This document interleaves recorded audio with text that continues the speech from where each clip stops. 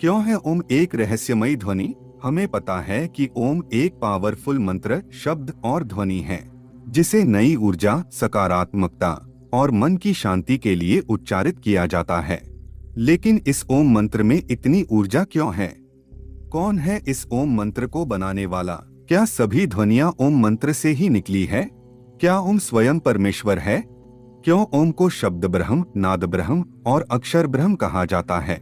अगर हम ओम के रहस्य को समझ गए तो ब्रह्मांड की उत्पत्ति के रहस्य को भी समझ सकते हैं। हम समझ सकते हैं कि यह भौतिक जगत कैसे अस्तित्व में आता है। हम उस रहस्य को भी समझ सकते हैं कि 64 योगिनियों का ब्रह्मांड की उत्पत्ति के साथ क्या संबंध है और ब्रह्मांड से पहले योगिनियां क्यों और कैसे प्रकट होती है। और साथ में आप जान सकते हैं कि 64 योगिनियों का तात्विक स्वरूप और दैविक स्वरूप कैसा है। और इस ज्ञान को प्राप्त करने के लिए आपको वेद, उपनिषद और पुराणों का अध्ययन कर उसका मनन और चिंतन करना होगा। लेकिन यदि आपके पास उतना समय नहीं है तो आप हमारी इस प्रस्तुति को एकाग्रचित्त होकर अंत तक जरूर देखें, क्योंकि यदि आप तक यह वीडियो पहुंचा है तो आप बहुत भाग्यशाली है और पूर्व जन्मों के कर्मों से आपको यह ज्ञान मिलने जा रहा है जिसे कई लोग जन्मों जन्म भटकने के बाद भी प्राप्त नहीं कर सकते। तो हे ज्ञान पिपासु मित्रों, सबसे पहले हम जानते हैं कि ओम मंत्र या ध्वनि की उत्पत्ति कैसे हुई। तो ओम मंत्र की रचना किसी ऋषि, मुनि, देवता, भगवान या यक्ष गंधर्व ने नहीं की है, लेकिन इस यूनिवर्स ब्रह्मांड की उत्पत्ति से पहले जब कुछ भी नहीं था तब उस अव्यक्त ब्रह्म को सृष्टि रचना की इच्छा हुई और वह अव्यक्त ब्रह्म अपने आप को दो अव्यक्त तत्वों में विभाजित करता है। पहला तत्व पुरुष और दूसरा तत्व है प्रकृति। अब हम इन चीजों को थोड़ा विस्तार से समझेंगे। तो कुछ लोग समझ नहीं पाते हैं कि ब्रह्म माने क्या। ऋग्वेद में कहा गया है कि प्रज्ञानम ब्रह्म, यानी कि जो ज्ञान का भी ज्ञान है और जिसमें से हर एक ज्ञान प्रकट होता है, उस प्रज्ञान को यानी सुप्रीम इंटेलिजेंस को ब्रह्म कहा जाता है। और उस सुप्रीम इंटेलिजेंस का एक छोटा सा अंश हमारा इंटेलिजेंस है और हम उस छोटे से इंटेलिजेंस से उस सुप्रीम इंटेलिजेंस को पूरी तरह से नहीं समझ सकते हैं, क्योंकि वह इंटेलिजेंस बहुत ही विशाल और अनंत है और इसीलिए वह हमारे लिए अव्यक्त हो जाता है। और इस अव्यक्त, अनंत और पूर्ण ब्रह्म को वृत्त के सिंबल से दर्शाया जाता है। लेकिन हमें यहाँ प्रश्न होता है कि ब्रह्म के लिए वृत्त का सिंबल ही क्यों प्रयोग किया जाता है, क्योंकि यह वृत्त का सिंबल पूर्णता को दर्शाता है। यह सिंबल शून्यता को भी प्रकट करता है, क्योंकि ब्रह्म अव्यक्त है, और यह सिंबल अनंतता, इंफिनिटी को भी प्रकट करता है। अब हम समझते हैं कि ब्रह्म ने अपने आप को जिस पुरुष तत्व में प्रकट किया, वह पुरुष तत्व क्या है। पुरुष यानी परम चेतना, सुप्रीम कॉन्शियसनेस, परमात्मा। हालांकि ब्रह्म खुद एक परम चेतना है, परंतु ब्रह्म ने अपने इसी खास चेतन तत्व को पुरुष के रूप में प्रकट किया। पुरुष तत्व शिव है तो ब्रह्म सदाशिव है। पुरुष तत्व विष्णु है तो ब्रह्म महाविष्णु है। पुरुष तत्व ब्रह्मा है तो ब्रह्म महाब्रह्म है। पुरुष ब्रह्मांड की आत्मा है जो हर जगह, हर चीज और हर किसी में हर समय मौजूद है, फिर चाहे वह सजीव हो या निर्जीव। यह पुरुष ही है कि जिसके कारण ब्रह्मांड प्रकट होता है, संचालित होता है और उसका लय होता है। पुरुष को त्रिकोण के सिंबल से दर्शाया जाता है, क्योंकि पुरुष 3 स्वरूपों को प्रकट करता है, ब्रह्मांड का सृजन, संचालन और लय। अब इसी पुरुष के दूसरे पहलू को प्रकृति कहा जाता है। प्रकृति यानी ब्रह्मांड की वह शक्ति, वह यूनिवर्सल फोर्स जो ब्रह्मांड के बनने से पहले अव्यक्त रूप में मौजूद है। प्रकृति सभी भौतिक पदार्थ का मूल अव्यक्त रूप है। प्रकृति को उल्टे त्रिकोण के सिंबल से दर्शाया जाता है, क्योंकि प्रकृति पुरुष की परछाई है। प्रकृति और पुरुष एक सिक्के के 2 पहलू हैं। पुरुष यदि सर्जक देवता ब्रह्मा है तो प्रकृति इस ब्रह्मा की ज्ञान शक्ति देवी सरस्वती है। पुरुष यदि संचालक देव विष्णु है तो प्रकृति संचालक शक्ति लक्ष्मी है। पुरुष यदि लयकर्ता शिव है तो प्रकृति प्रलयंकारी शक्ति काली है। प्रकृति को परा, अपरा और परापरा नाम से भी जाना जाता है। पुरुष कॉन्शियसनेस यानी चेतना है तो प्रकृति फोर्स यानी शक्ति है। अब इस ब्रह्म के 2 तत्व पुरुष और प्रकृति मिलते हैं, यानी फोर्स के अंदर कॉन्शियसनेस आती है तो एक अक्षर, एक नाद, एक ध्वनि उत्पन्न होती है। सर्जक शक्ति पुरुष और प्रकृति से अध्वनि, संचालक शक्ति पुरुष और प्रकृति से उध्वनि, और विनाशक शक्ति पुरुष और प्रकृति से मध्वनि उत्पन्न होती है। और इन तीनों ध्वनियों के योग से ओम शब्द, नाद या ध्वनि उत्पन्न होती है। याद रहे कि अभी तक ब्रह्मांड उत्पन्न नहीं हुआ है। अब कुछ लोगों के मन में यह प्रश्न उठेगा कि बिना ब्रह्मांड के और बिना आकाश तत्व के यह ध्वनि कैसे और कहाँ उत्पन्न हुई। तो हमारे सनातन धर्म में ध्वनि के 4 स्वरूप बताए गए हैं, परा, पश्यंती, मध्यमा और वैखरी ध्वनि, जिनमें से भौतिक जगत में सुनाई देने वाली वैखरी ध्वनि के लिए ही ब्रह्मांड और आकाश तत्व चाहिए, परंतु परा, पश्यंती और मध्यमा ध्वनि बिना ब्रह्मांड और भौतिक तत्वों के भी उत्पन्न हो सकती है।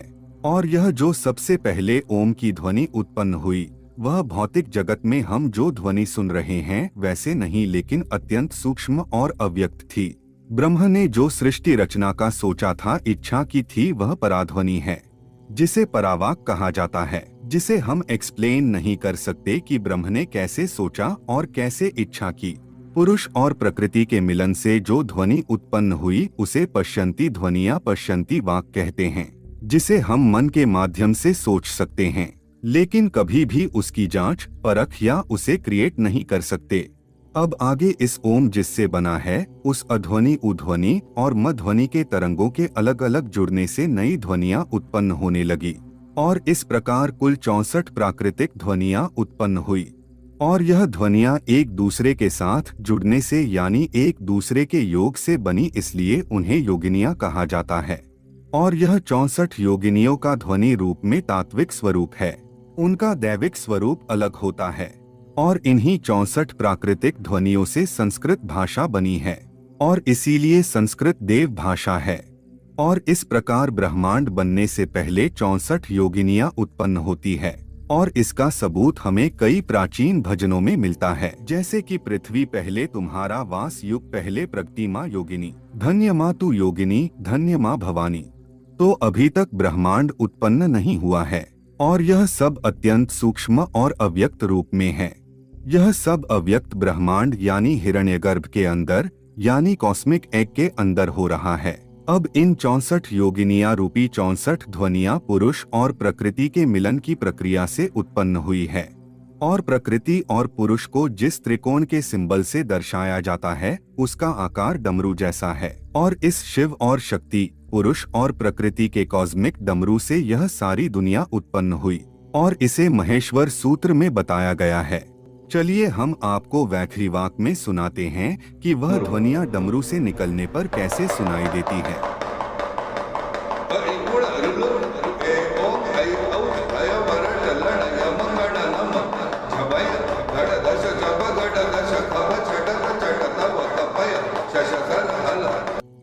देखा कितना आश्चर्यजनक है कि यह सारा ब्रह्मांड कैसे डमरू की ध्वनि से उत्पन्न हुआ होगा, और वह कॉस्मिक डमरू क्या है।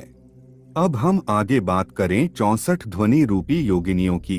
तो यह 64 योगिनियां एक निश्चित क्रम में एक दूसरे के साथ जुड़ने लगी, तो एक लय, एक फ्रीक्वेंसी बनने लगी, जिसे छंद कहा जाता है, जिसे अंग्रेजी में स्ट्रिंग कह सकते हैं। और यह छंद, यह स्ट्रिंग में जो वाइब्रेशंस और फ्रीक्वेंसी से ध्वनियां उत्पन्न हो रही थी, उन्हें मध्यमा वाक कहा जाता है। और जब यह छंद यानी स्ट्रिंग एक दूसरे से जुड़ने लगी, एक दूसरे के साथ योग किया, तो सबसे पहले एक परमाणु बना, और वो अत्यंत सूक्ष्म परमाणु था आकाश तत्व का।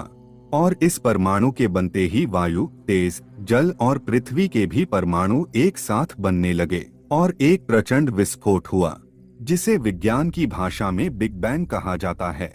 और इसी के साथ समय की भी उत्पत्ति हुई, और सभी तरह के फोर्सेस और भौतिक तत्व बनने लगे। और यह सारी प्रक्रिया आकाश तत्व के एक परमाणु बनने के एक साथ हुआ, और वह कॉस्मिक एग, हिरण्यगर्भ, किसी पॉपकॉर्न की भांति फट पड़ा, और यह भौतिक जगत अस्तित्व में आया। और इस प्रकार उस निराकार और अव्यक्त ब्रह्म ने व्यक्त और साकार रूप धारण किया। अब आप कह सकते हैं कि क्या सबूत है कि ब्रह्मांड ध्वनि से ही उत्पन्न हुआ है? क्या इसका प्रमाण हमारे धर्म ग्रंथों में मिलता है? तो जी हाँ, हमारे शास्त्रों ने तो शुरू से ही बता दिया है कि यह ब्रह्मांड ध्वनि से ही बना है, और इसका प्रमाण हमें ऋग्वेद के इस मंत्र में मिलता है। यानी कि वाणी के 4 स्तर होते हैं। केवल अच्छी तरह से प्रशिक्षित जो बुद्धिमान हैं, बुद्धि और समझ से संपन्न हैं, वे सब कुछ जानते हैं। बाकी के लिए ध्वनि के 3 स्तर गुप्त और गतिहीन रहते हैं। सामान्य मनुष्य केवल चौथे को जानता है। वेदों के इस दूसरे मंत्र में भी कहा गया है कि वागे विश्वा भुवनानि जगे इति सूक्ष्मा वागे विश्वाकारेण परिमते विवर्तते व्यत्यर्थ, अर्थात ध्वनि ने ही संसार की रचना की है। इसका अर्थ है कि ध्वनि का सूक्ष्म रूप ही संसार के रूप में परिवर्तित होता है।